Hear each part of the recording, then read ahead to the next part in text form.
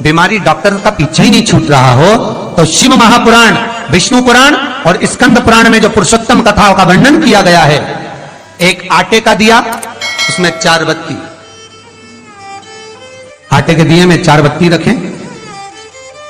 तिल्ली का तेल डाल लें, थोड़ा सा उसमें सरसों का तेल डालें। महाराज घर के बाहर अर्थात घर के अंदर के बाहर जो चौखट होती, चौखट से थोड़ा सा बाहर, बिल्कुल चौखट पे नहीं बैठना, थोड़ा सा बाहर,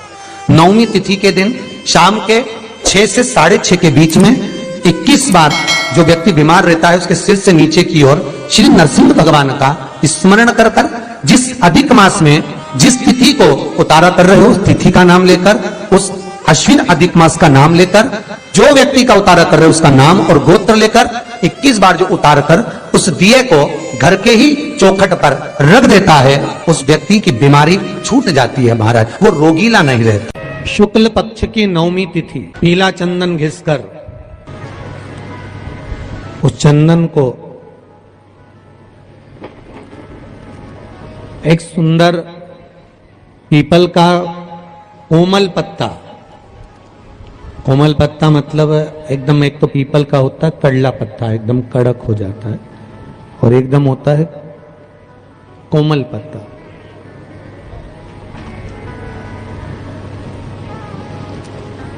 उस पीपल के कोमल पत्ते पर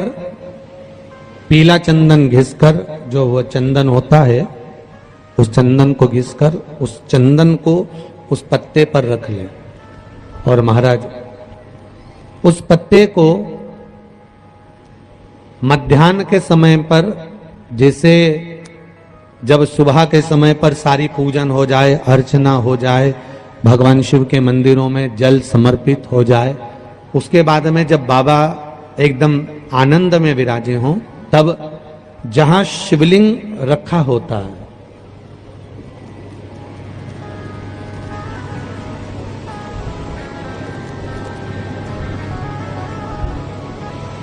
जैसे ये शिवलिंग है और ये कटी भाग जहां शिवलिंग रखा हुआ है, इस कटी भाग पर जहां शिवलिंग रखा है उसके पास में ही 3 उंगलियों से चंदन का लेपन उस कटी भाग पर करना है। जो उंगलियां लगी रहेगी उसी को अशोक सुंदरी वाली जगह पर स्पर्श करना है, और अशोक सुंदरी वाली जगह पर स्पर्श कर कर कुछ देर तक चंदन लगे रहने देना है। उसके बाद में उस चंदन को वापस निकाल कर लेकर आना है, कटी भाग पर जो लगाया गया है उसको भी निकाल कर वापस लेकर आना है। फिर बाबा का स्नान नहीं कराना है, केवल चंदन लेकर आना है, उसी पीपल के पत्ते पर रखकर एक डिब्बी में उस चंदन को आप रख लीजिए। कुछ दिन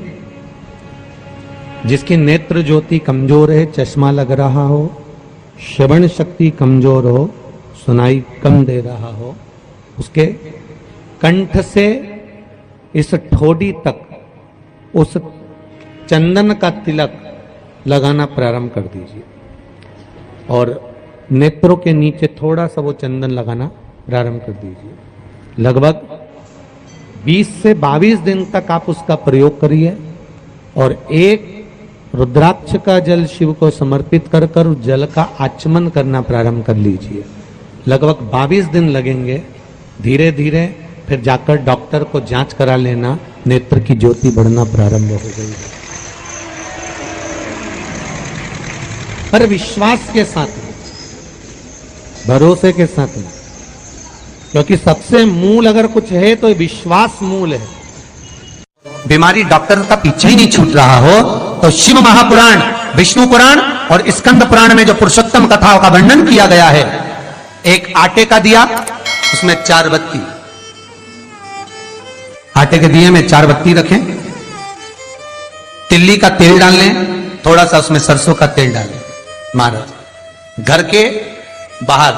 अर्थात घर के अंदर के बाहर जो चौखट होती, चौखट से थोड़ा सा बाहर, बिल्कुल चौखट पे नहीं बैठना, थोड़ा सा बाहर,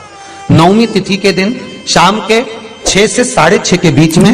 21 बार जो व्यक्ति बीमार रहता है उसके सिर से नीचे की ओर श्री नरसिंह भगवान का स्मरण कर कर, जिस अधिक मास में जिस तिथि को उतारा कर रहे हो उस तिथि का नाम लेकर, उस अश्विन अधिक मास का नाम लेकर जो व्यक्ति का उतारा कर रहे उसका नाम और गोत्र लेकर 21 बार जो उतार कर उस दिए को घर के ही चौखट पर रख देता है, उस व्यक्ति की बीमारी छूट जाती है महाराज, वो रोगीला नहीं रहता। आपका कोई काम उलझ रहा है, आपका कोई काम ऐसा है जो बहुत दिन से उलझा हुआ है, चाहे वो कोर्ट कचहरी का हो, चाहे वो किसी से जुड़ा हुआ हो, और वो नहीं हो रहा, तो स्कंद पुराण कहती है, हमारे खंड में भी वर्णन है शिव महापुराण, कि किसी भी नवमी को आप आंवले के पेड़ के नीचे घी का दिया लगाकर मौली मतलब हाथ में जो नाड़ा बांधते हैं, लच्छा, मौली, लच्छा, नाड़ा, हाथ में बांधने वाला पूजन वाला धागा लाल, घी का दिया लगाकर 5 परिक्रमा आंवले के वृक्ष की कर लीजिए और परिक्रमा कर धागे को वहीं पर छोड़कर थोड़ा सा धागा और अलग से लेकर किसी टहनी पर उसको कामना कर बांध दीजिए। महाराज 10वीं तिथि को, 9वीं को तो ये करोगे, 10वीं को वापिस जाकर आंवले के पेड़ के नीचे घी का दिया लगाइए और जो धागे की आपने टहनी पर जो धागा बांधा है उसको खोल कर ले आइए, अपने हाथ पर बांधकर उसी धागे को पहनकर अपने काम के लिए निकल जाइए, आपको सफलता प्राप्त हो जाएगी। स्कंद पुराण में आंवले के वृक्ष का बड़ा महत्व है महाराज। वृक्ष में जो गोंद लगती है वो ब्राह्मण हत्या का निश्चय है। पृथ्वी पर जो वृक्ष लगते हैं और वृक्ष में जो गोंद लगती है वो ब्राह्मण हत्या का अंश है। बंजर भूमि ब्राह्मण हत्या का अंश है। इसलिए हमारे यहाँ शास्त्र कहता है, तुम्हारे बहू का अगर जापा होए, बहू की डिलीवरी होए, बहू को संतान होए, तो खूब घी में गोंद तल तल कर खिलाओ। पर जन्माष्टमी, रामनवमी पर भगवान का प्रसाद तैयार करो तो उसमें गोंद मत डालना, क्योंकि उसमें ब्राह्मण हत्या का अंश रहता है। भगवान के प्रसाद में गोंद नहीं आना चाहिए। हर हर महादेव। श्री शिवाय नमस्तुभ्यं। मेरे चैनल को सब्सक्राइब करें और आपका कोई काम उलझ रहा है, आपका कोई काम ऐसा है जो बहुत दिन से उलझा हुआ है, चाहे वो कोर्ट कचहरी का हो, चाहे वो किसी से जुड़ा हुआ हो, और वो नहीं हो रहा, तो स्कंद पुराण कहती है, हमारे खंड में भी वर्णन है शिव महापुराण, कि किसी भी नवमी को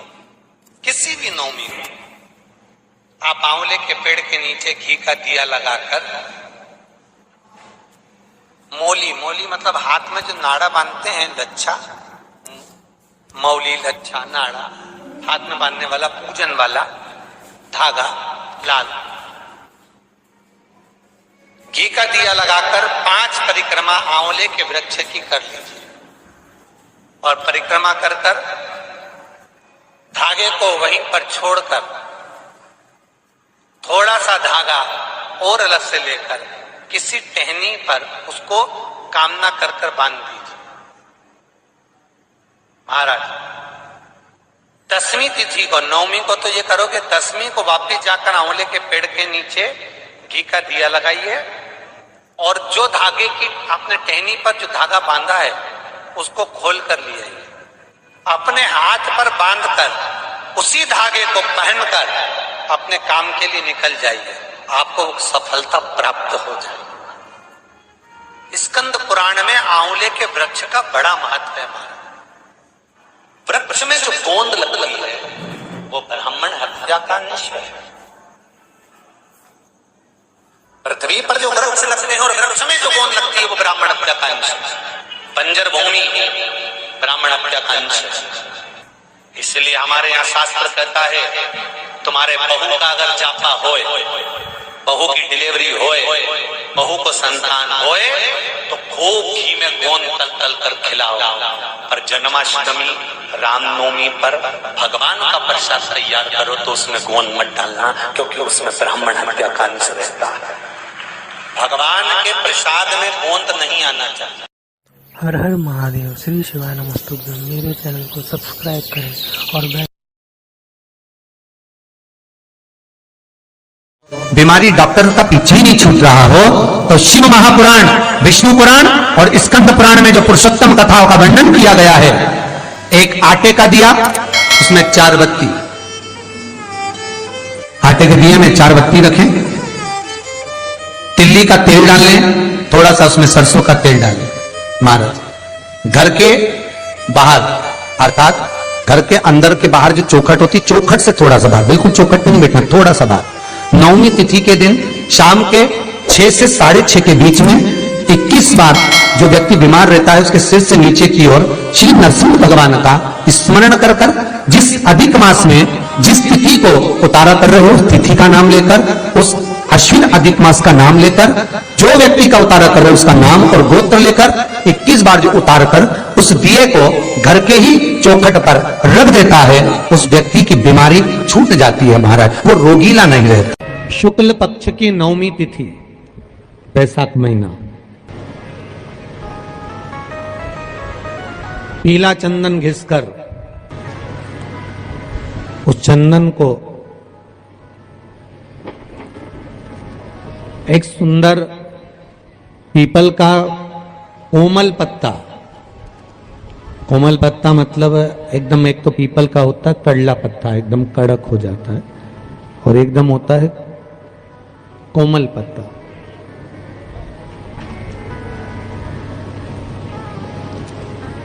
उस पीपल के कोमल पत्ते पर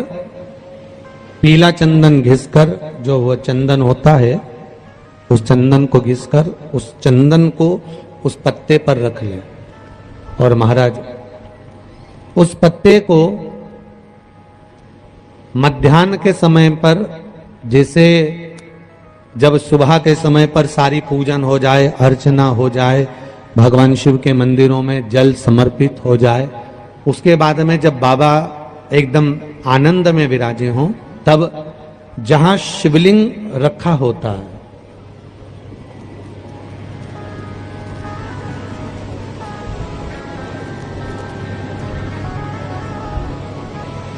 जैसे ये शिवलिंग है और ये कटी भाग जहां शिवलिंग रखा हुआ है, इस कटी भाग पर जहां शिवलिंग रखा है उसके पास में ही 3 उंगलियों से चंदन का लेपन उस कटी भाग पर करना है। जो उंगलियां लगी रहेगी उसी को अशोक सुंदरी वाली जगह पर स्पर्श करना है, और अशोक सुंदरी वाली जगह पर स्पर्श कर कर कुछ देर तक चंदन लगे रहने देना है। उसके बाद में उस चंदन को वापस निकाल कर लेकर आना है, कटी भाग पर जो लगाया गया है उसको भी निकाल कर वापस लेकर आना है। फिर बाबा का स्नान नहीं कराना है, केवल चंदन लेकर आना है, उसी पीपल के पत्ते पर रखकर एक डिब्बी में उस चंदन को आप रख लीजिए कुछ दिन।